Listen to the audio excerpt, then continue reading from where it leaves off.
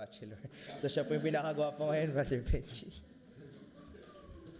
Hindi, manifest mo yan, Brad. Sige po, tayo po mag-aaral na salita ng Diyos. Handa na po ba kayo?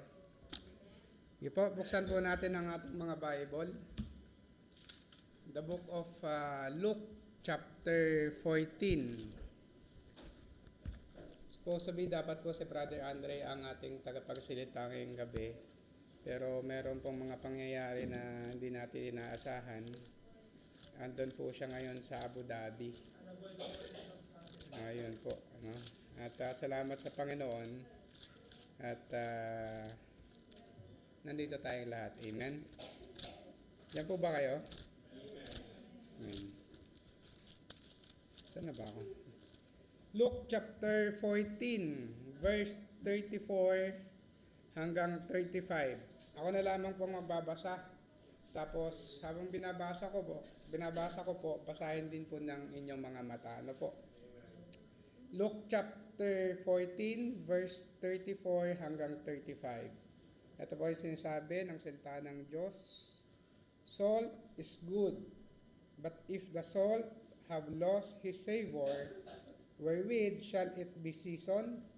35.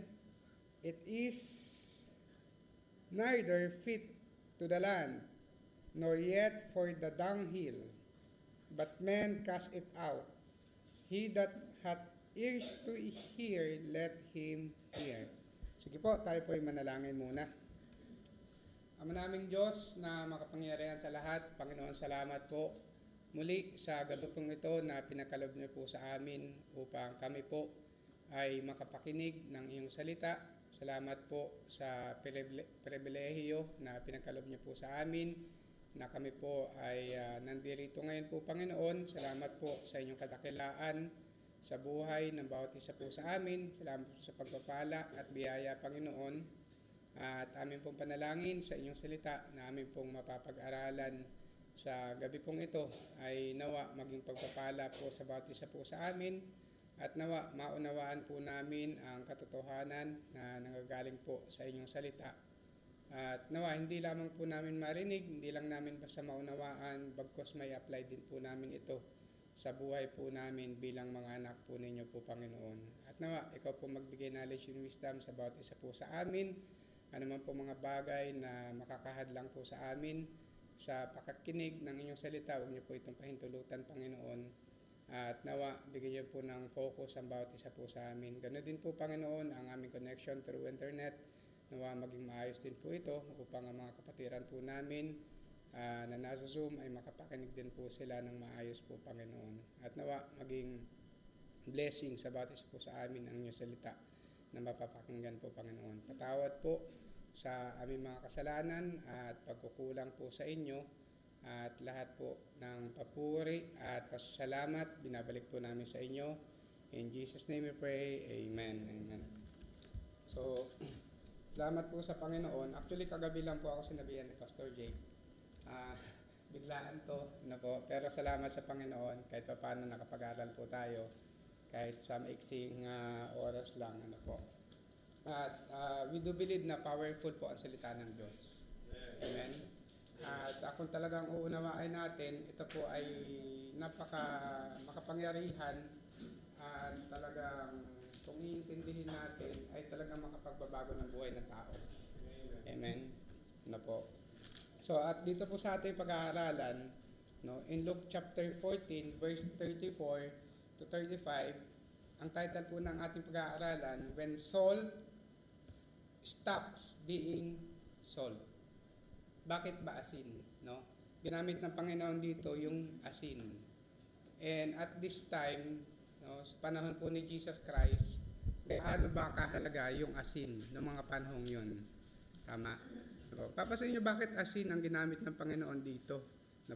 So ang team, pag-aaral po natin yan mamaya. Ang team po ng ating pag-aaralan, true disciples requires faithfulness, and influence. A Christian who loses his spiritual salt become ineffective and unprofitable. Amen? Diyan po kayo. No? The context of Luke chapter 14, no? Makikita natin in punta po kayo ng verse 25 to 33. No? Dito, in verse 25, up to verse 23, itinuturo po ng Panginoon ang patungkol sa totoong disipulo. Amen? No?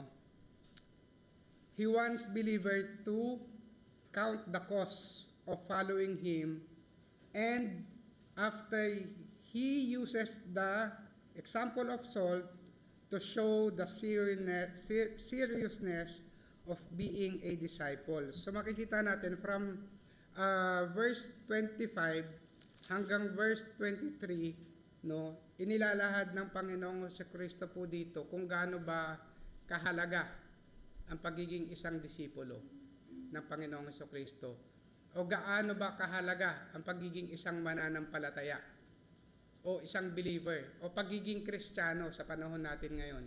Gaano ba kahalaga ang pagiging Kristiyano? Bakit tayo tinawag na Christian?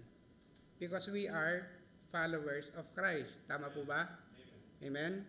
So dito po, from verse 25 up to verse 33, itinuturo ng Panginoon o inilalahad ng Panginoon kung gaano kahalaga ang pagiging disipulo o pagiging isang mananampalataya o pagiging Kristiyano.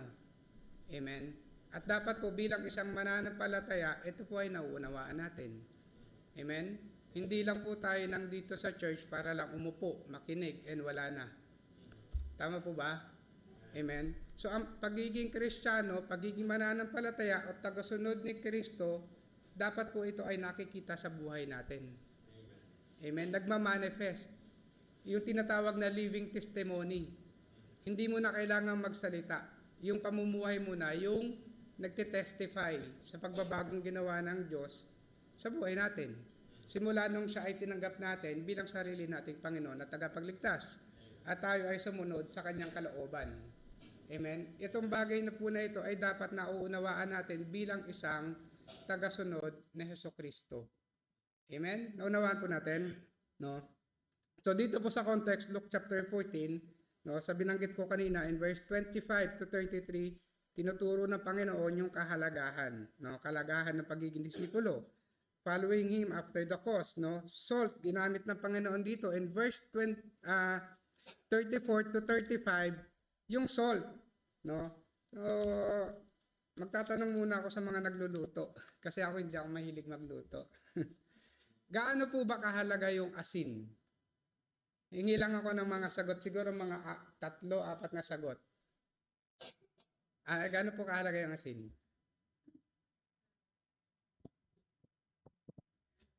So, ang salt po mahalaga kasi kung wala po siyang walang salt, walang lasa yung kakainin mo po. Opo, So, pampalasa. importante siya, pampalasa po siya. Sige, pampalasa. Tama naman po 'yon. Ano po? So, sino pa po?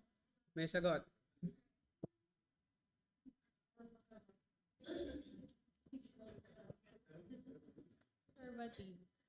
Preservative. Ibig sabihin pang preserba, no? Ginagamit sa daing, tuyo, tama po ba? Para hindi mabulok agad. Amen. Sa Zoom, baka may sagot po yung Zoom. Ano po ba ang gamit ng ng asin at gaano ba po kahalaga yung asin?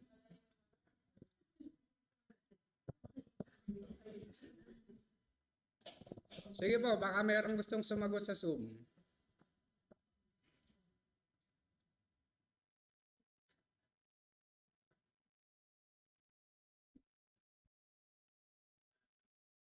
Ayan, si Brother Benji Kabatik.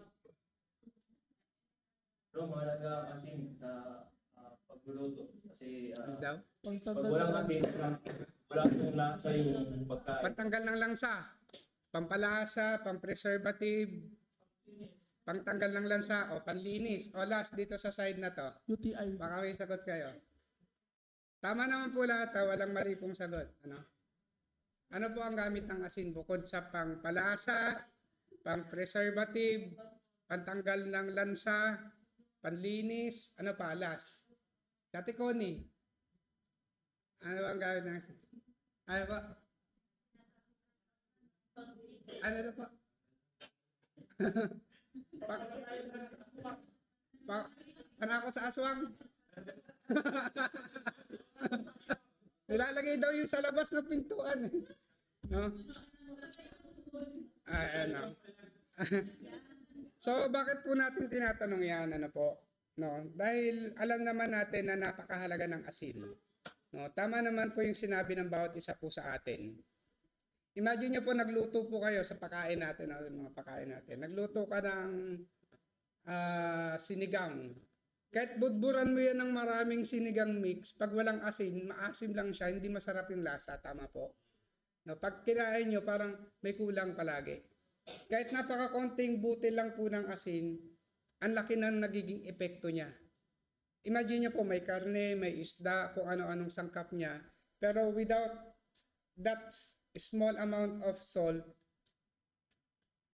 kulang. Walang lasa. Hindi masarap. Hindi niya nai-impluwensyahan yung buong niluluto. At hindi mo mai enjoy pagka kinain mo. Tama po ba? So bakit po natin tinatanong yan? No, para malaman natin kung bakit ba ginamit ng Panginoon yung asin sa pagiging disipulo. Ano ang connection nito sa pagiging disipulo natin? Na po. So meron din akong ilang ni-research patungkol sa asin, no? Salt or asin, gaano nga ba kahalaga ito noon?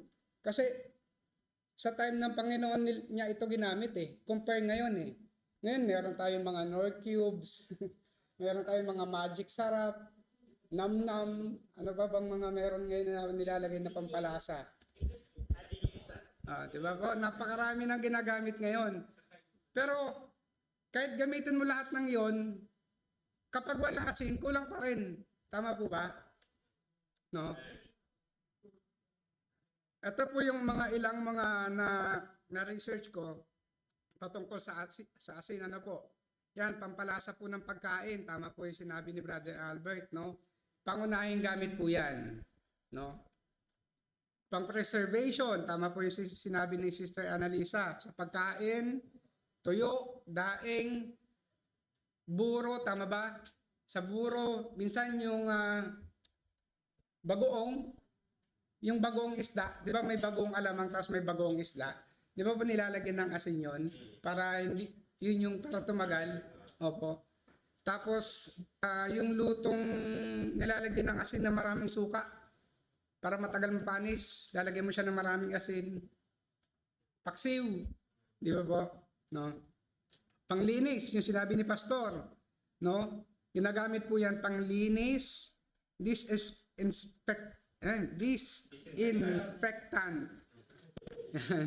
Pamatay ng mikrobyo, no? Ginagamit din po yan. Pero hindi ko po alam kung totoo yung sinasabi nila sa aswang.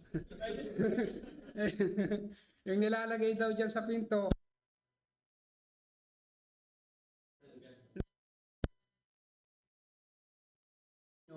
at pumunta sa inyo, para hindi daw po siya bumalik, lagyan nyo ng asin dyan na may pintuan nyo.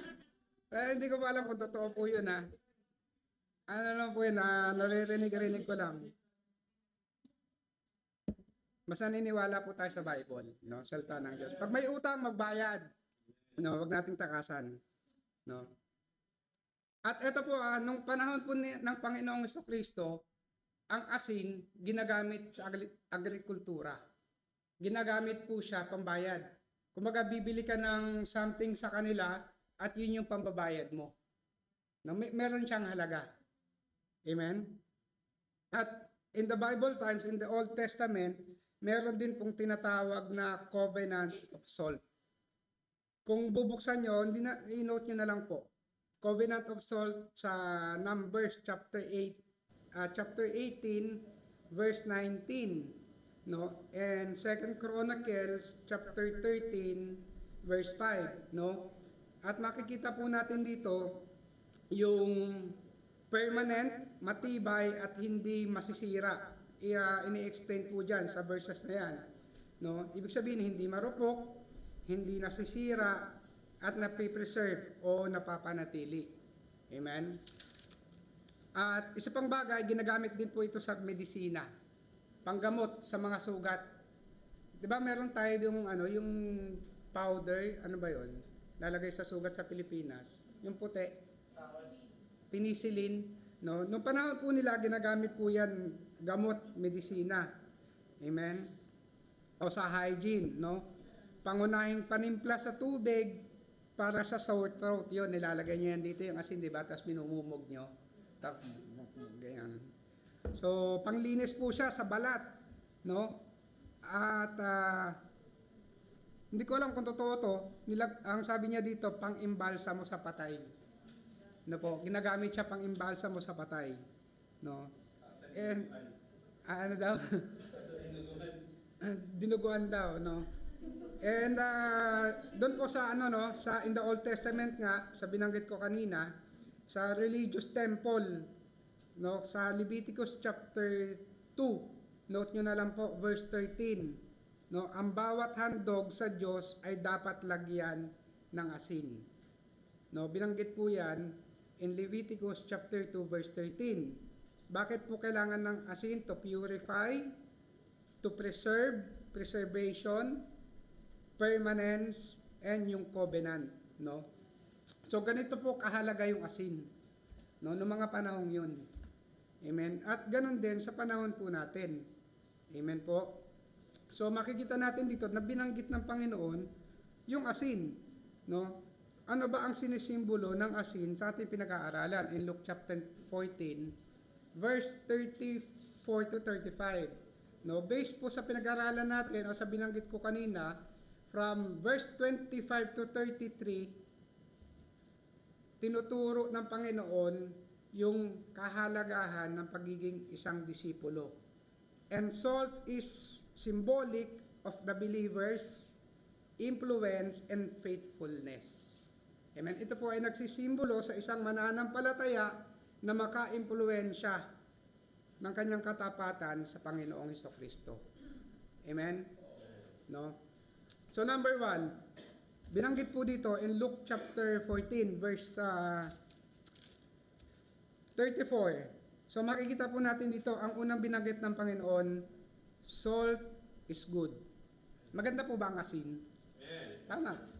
Sa mga tinanong ko po sa inyo at sa mga pinag-aaralan natin patungkol sa asin, talagang napakaganda po ng asin. Bakit? Napakarami pong gamit nito sa pamumuhay ng isang tao, no? At napakahalaga ng isang asin. Amen po. Salt, sa Greek word po niyan ay halas, no? Halas. Tama ba yung pag-pronounce ko? Halas. Hindi po kalas, ha? Halas, no? H-A-L-A-S. Symbolic of purity, no? Ang salt, symbolic of purity, preservation, and covenant loyalty, no? In Jesus' time, salt was a preservative, pampalasa, yung mga binanggit po natin kanina, and ginagamit siya as offering and purifier and disinfectant, no? Disciple, no, yung mga disipulo are meant to have spiritual influence tulad ng asin.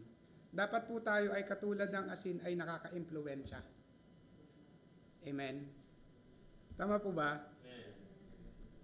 We must prevent moral decay in society. Yan pang ibig sabihin yan. We must help people to stop living in immorality. Amen. Napakagulo na po ng mundo ngayon. Amen. Yung mga prophecy sa Bible, nangyayari na. Yung pagbalik ng Panginoong Jesucristo, nalalapit na. Kung ito po ay naunawaan natin. The question is, bilang isang mananampalataya, ano yung ginagawa natin para po tayo ay maka-impluwensya sa mga taong walang pagkakilala sa Diyos? Amen? Nawalan po natin, no? They add flavor. Ibig sabihin po nito, Christian testimony brings hope and righteousness. Yun po yung sinasabi ko kanina na yung living testimony natin. dapat po yan ay iniingatan natin. Hindi lang na nandito tayo sa church, Kristiyano po tayo. We must be Christian even outside the church. Sa mga sarili po nating tahanan, for example na lamang, sa mga kanya-kanya po nating pamilya, kaibigan po natin, trabaho po natin, sa mga nakakasalamuha po natin, tayo po ba ay nagiging mabuting salt sa kanila? Tayo po ba ay nagiging mabuting impluensya? Nagiging kagamit-gamit bilang isang mananampalataya? Kaya sinabi ng Panginoong Jesucristo, salt is good. Mabuti ang salt. Mabuting maging disipulo. Pero nauunawaan mo ba ang kahalagahan nito? Kailangan po nating maunawaan ang kahalagahan ng pagiging isang tagasunod ng Panginoong Jesucristo. Meaning to say, we have a duty to fulfill. Hindi lang basta aaten, uuwi, and then wala na po tayong gagawin. Ang trabaho po ng asin ay magbigay lasa.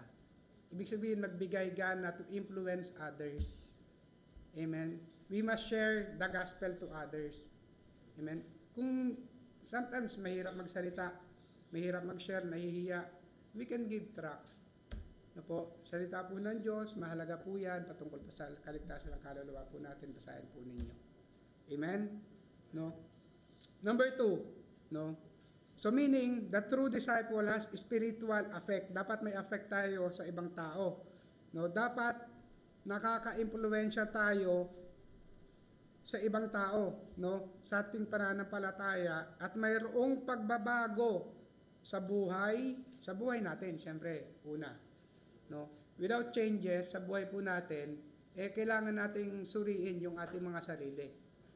Ano po, kung let's say matagal na tayong Kristiyano, 1 taon, 2 taon, pero walang pagbabago po sa atin, i-check natin kung tama, naka-align ba yung ginagawa natin sa kalooban ng Diyos. Amen? No, pangalawa, sinabi ng Panginoon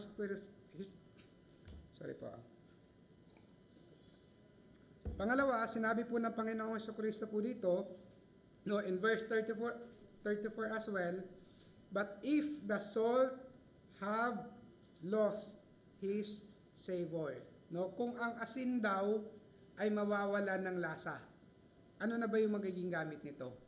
No? Ano ba yung ibig sabihin nito? No, lost savor, to become foolish, no? To become useless, to become tasteless. Ang tanong po dito, yung gana po ba natin sa paglilingkod sa Diyos ay nandyan pa o nawawala na? Amen? Yung kagalakan po natin, yung excitement po natin, ay naandyan pa po ba? O nawawala na? Amen? Sabi ng Panginoong Jesucristo dito, but if the salt have lost his savor, no? Sa Palestine po, no, salt, minimix po nila ito sa mga minerals, no, ang asin. And then kapag ito po ay naarawan, magme-melt. At magiging asin pa rin naman siya. Pero mawawala hindi mawawala na yung true nature of salt niya. No? Pag tinignan mo siya, asin pa rin pero wala ng power. Tama po ba? Hindi mo na siya magagamit kasi lusaw na eh. Amen? Tama po ba? Ang mare-remain, asin, hindi na siya, naging liquid na siya. Tama po ba? But had no power or magiging useless na. No? Ngayon po sa atin, bilang mananampalataya, a true Christian can still look religious. Ang isang Kristiyano, kung titignan mo siya, kala mo napaka-religyoso. But sometimes, wala na yung totoong pagiging Kristiyano sa kanya. Uma-attend tayo ng church, but the thing is, nagiging problema, minsan sa mga Kristiyano, nawawala na yung pagiging totoong Kristiyano. Pumupunta sa church kasi kailangan. Sumasama sa Bible study kasi sinabi ni Pastor. Pero yung ikaw mismo, yung willingness mo, yung savor mo, yung gana mo na maglingkod sa Diyos, nawawala na. People may ang mga tao, makikita ka, Kristiyano to. But deep inside, sa sarili mo, nawawala. Tama? And I do believe lahat po sa atin nangyayari yan. I mean, dumadaan sa atin yung ganitong pagsubok. No, lahat naman tayo sinusubok. We cannot say na lahat tayo ay malakas. Malakas lang tayo dahil sa Panginoong Jesucristo. Hindi natin pwedeng sabihin malakas tayo kasi okay tayo, ano tayo. No, we cannot boast ourselves. Wala po tayong pwedeng ipagmayabang. No? Lahat ay biyaya po ng Diyos. Lahat ay galing sa Diyos. No? Katulad po ng asin na nalusaw, ganun din po ang isang Kristiyano. A Christian can still look irreligious, no? But lose his strength. Ano po yung mga nawawala? Holiness, no? At imagine niyo po yung paglayo niyo sa Panginoon. Kapag ikaw ay nawala ng gana sa paglilingkod sa Diyos, kapag ikaw ay nawala ng gana sa pakikinig ng salita ng Diyos, kapag ikaw ay nawala ng gana sa pagbabasa ng salita ng Diyos, kapag ikaw ay nawalan ng excitement, nawala yung love mo sa paglilingkod sa Panginoon, ano din po yung mga mawawala sa atin? Mawawala yung holiness, testimony, mawawalan ka na ng kaibahan sa mundo. Amen? Wala nang difference. Wala ka ng pagsunod sa Panginoong Jesucristo. Sarili mo na yung sinusunod mo. Tama? Wala ka ng impluwensya sa iba. Ikaw na yung nai-impluwensyahan nila. Imbis tayo yung nakaka-impluwensya sa kanila. Tama po ba? No. A disciple without obedience becomes a believer without influence. Ulitin ko po A disciple, ang isang mananampalataya na walang pagsunod ay katulad din ng isang mananampalataya na walang impluwensya sa iba. Paano tayo makaka-impluwensya sa iba kung hindi natin ipinapamuhay at hindi tayo sumusunod sa kalooban ng Diyos? Paano tayo magiging kagamit-gamit sa Diyos katulad ng isang asin kung wala tayong pagsunod sa Diyos? Kaya ang sabi ng Panginoong Jesucristo, but if the salt has lost his savor. The question is, nandyan pa po ba yung gana natin sa paglilingkod sa Panginoong Jesucristo? Yung enjoyment natin, excitement na kahit hindi ako tawagan ni pastor, pupunta ako, sasama ako, a-attend ako. Amen? Aawit ako para sa Panginoon. Amen po ba? Yeah. Nawanahan po natin, no? Maraming Kristiyano, by name lang. Pangalan lang. Kiniklaim nila, Kristiyano sila. Pero hindi naman talaga nauunawaan ang salitang Kristiyano. Tama po. Tatanungin mo, ano lilihin mo? Kristiyano. Bakit ka Kristiyano? Kasi Kristiyano kami. Kristiyano tatay, nanay ko. Amen? No? Wala naman sa pamumuhay. No? May Bible tayo, hindi naman binabasa. Binabasa, hindi naman naintindihan. Hindi naman ina-apply, hindi naman sinusunod. Tama? May church, pero walang commitment. Amen? This is church, not this building. Ano yung commitment natin as a church, as member of the body of Christ? Amen? May commitment ba tayo sa Panginoong Jesucristo bilang isang mananampalataya? May knowledge, pero walang obedience o pagsunod. Ano mangyayari? Yayabang lang tayo. Ay, alam ko ang Bible, alam ko ang sinasabi. Nagiging mayabang, nagiging boastful. Pero yung pagsunod, wala po sa atin. Amen? No. Pangatlo, ano po bang sabi ng Panginoong Jesucristo dito? In verse 35, no. Sabi diyan, it is neither fit, mark the word fit po for the land, nor for the dunghill, but men cast it out.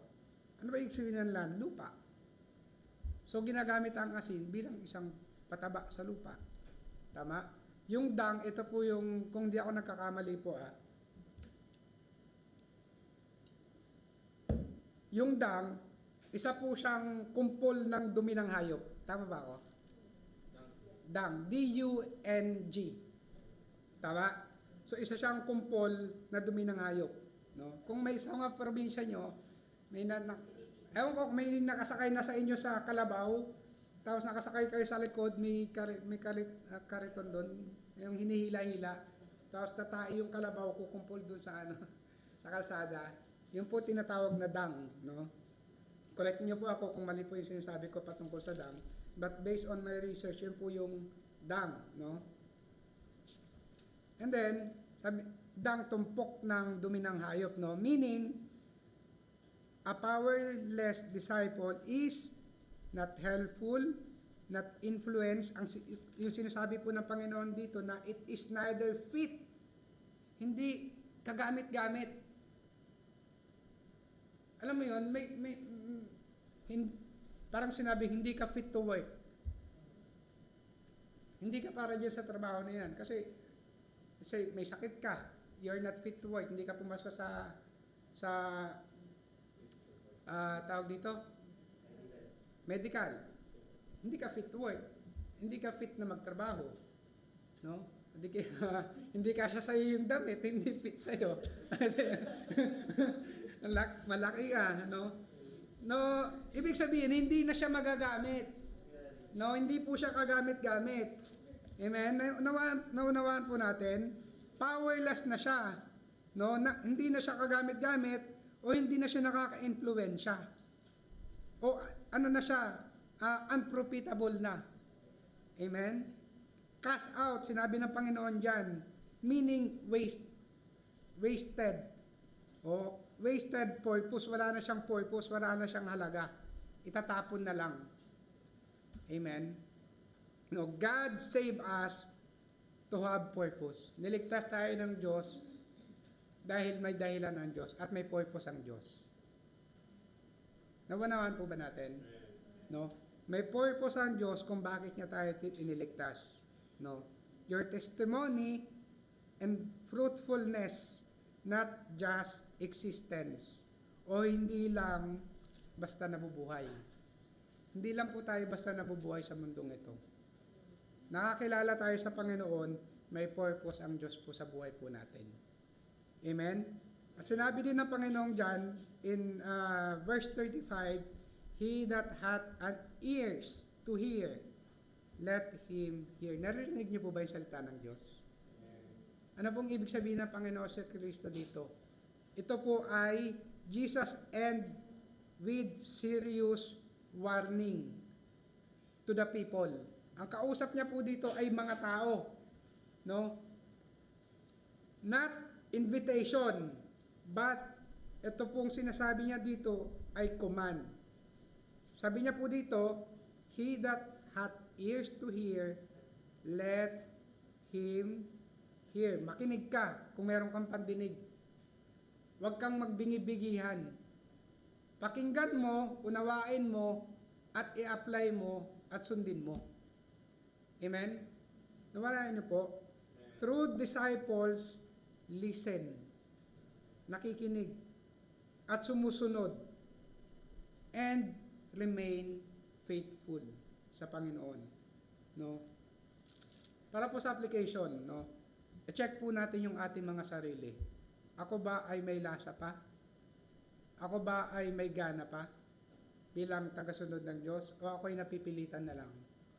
Ako ba ay nag-i-enjoy pa? O nawawala na yung aking enjoyment? Amen. Kung hindi, we must check ourselves and come back to God. Tayo po ay dapat bumalik sa Diyos. No? Kamusta ang testimony po natin? Yung tinatawag na living testimony po natin, ano ba yung nakikita sa buhay po natin sa panahon ngayon? No? Bilang isang Kristiyano, nakikita po ba si Kristo sa buhay natin? Amen? Sa tahanan mo, sa trabaho mo, sa social media. Minsan mas marami tayong time dyan. Pero hindi naman lang natin may post ang Panginoong si Kristo. Kung ano-anong pinopost natin, kung ano nilalike natin. Amen? Tama po ba? No? Keep yourself salty.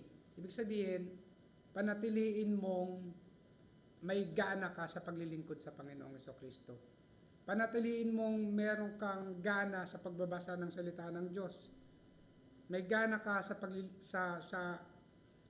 pakikinig, paglilingkod, pagdalo ng mga gawain at pagbabahagi ng salita ng Diyos. Amen?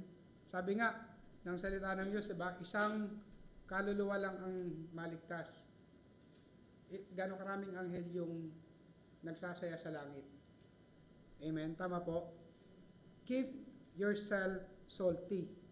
Stay in the Word, meaning in the Word of the Lord.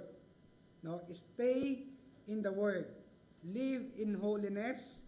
No? Don't compromise. Wag po tayo makipagkompromiso sa mundo. Amen? Dapat meron tayong tinatawag na paglayo o separation o kaibahan. Tama? Pray consistently, no? And share the gospel, no? Sa ating pong conclusion, salt is not only useful when it has savor. Hindi lang po siya nagagamit dahil siya may lasa, no? Christian are only useful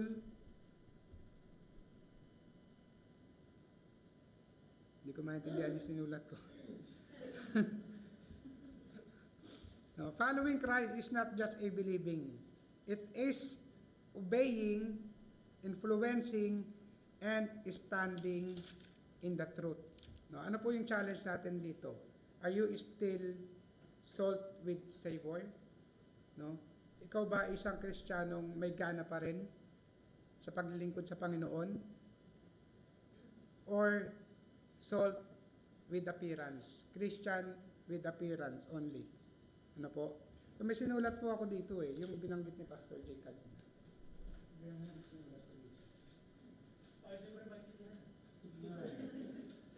Sabi mo ni Pastor Jay kanina umaga, our faith must be influential.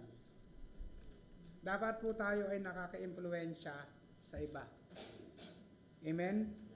Ang pananampalataya ay nakaka-impluwensya. Hindi lang sa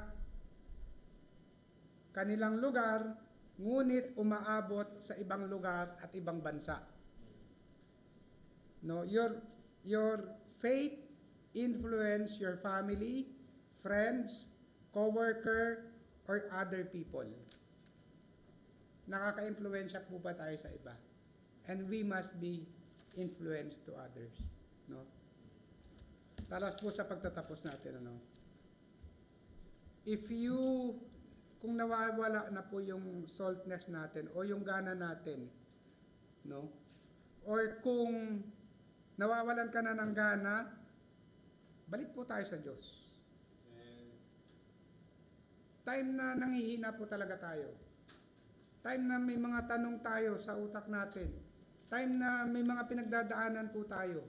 Pero bilang isang Kristiyano, paano natin hinaharap yung mga bagay na yun?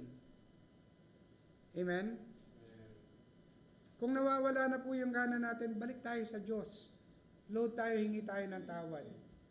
Lord, ibalik mo yung sigla ko. Yung excitement ko. I want to be useful sa'yo, sa paglilingkod. No? Come back to Christ. Let Him restore your flavor. No? O yung gana mo. Your purity, your testimony, and influence to others. No? So yun lamang po, tayo po lahat ay manalangin. Tayo po ay pumikit. Dakilang Diyos na makapangyarihan sa lahat. Panginoon, salamat po sa inyong salita na amin napag-aralan. Panginoon, in Luke chapter 14, verse 34 to 35, ang kalagahan ng isang asin na dapat po kami ay nakaka-impluwensya sa ibang tao po, Panginoon, at dapat po kami ay nakakapagpanatili at kami ay nagiging kagamit-gamit, Panginoon, bilang isang tagasunod po ninyo as your followers, as Christian, bilang mga mananampalataya, Panginoon. Tulungan niyo po kami to stand in the truth. Tulungan niyo po kami na patuloy sumunod at gawin ang inyong kalooban at maging useful sa inyo pong sa inyo pong sa inyo pong ubasan, Panginoon. At Panginoon, kung meron man po sa amin na nawawala na po ng gana o nahihirapan dahil sa kanilang mga nagdadaanan o kung ano man po ito, mga bagay na ito, nawa Panginoon, kayo po ang tumulong, magbalik ng sigla sa paglilingkod po sa inyo at patuloy bigay ng strength po sa amin na gawin ang inyong kalooban, Panginoon. At humihingi po kami ng kapatawaran sa aming po mga pagkukulang po sa inyo at pagkakasala at lahat po ng papuri at pasalamat binabalik po namin sa inyo. In Jesus' name we pray. Amen. Amen. Salamat po.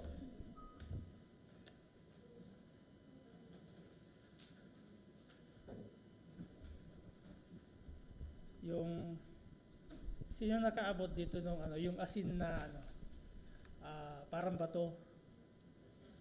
Naabutan niyo ba 'yon? Rock salt. Nung araw pinapaano yan sa kalabaw, sa baka para mag-disinfectant o pumatay ng mga tawag dito, bulate. Ayan.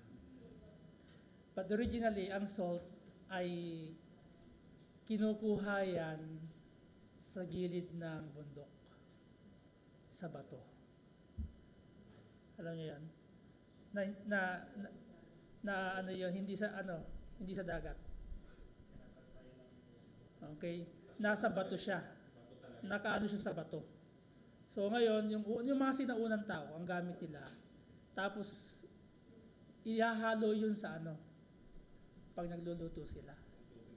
Tapos yung bato saka itatapon. Useless na siya. Nakuha na niyo yung salt. Okay? Recently lang natin nalaman nung hindi pa naging wala pa tayong wala pang pollution sa mundo. Nagkaroon na kinukuha yung salt sa dagat. Tapos ngayon meron tayong Himalayan salt. Saan kinukuha sa tingin niyo yung Himalayan salt? Sa bundok. Oo, hinuhukay 'yon. Saan galing yung Himalayan salt sa tingin niyo? Sa Himalayan Mountain, correct. Si Charmaine, di ba? Pero saan nagsimula yun? Bakit naging ganun yung Himalayan? Saan galing yung Himalayan na yun? Unti-unti lang siya dumidikit sa bato, kumakapal ng kumakapal, time, in the process of time, hanggang na-discover na, ay, ano pala ito? Salt pala ito. Okay? Kaya binanggit niya dunghil, di ba? Yung itinatapon na kasi useless na siya. Kasi nagamit na yung salt. So ano yung sabihin nun? Naging effective na siya. Ano ba yung characteristic ng salt? Effectiveness. Okay? Yun yung characteristic ng salt. And another is influencing. Okay? So salamat doon. Kaya binanggit niya diyan, he that hath an ears to hear, let him hear. Okay? Ano ba yung gagawin natin? Maging effective tayo. Mag-respond tayo to be useful. Okay? So that's all. And we are now go to our short prayer time. Meron ba tayong urgent prayer request? Urgent prayer request? Sa Kuwait po, meron po ba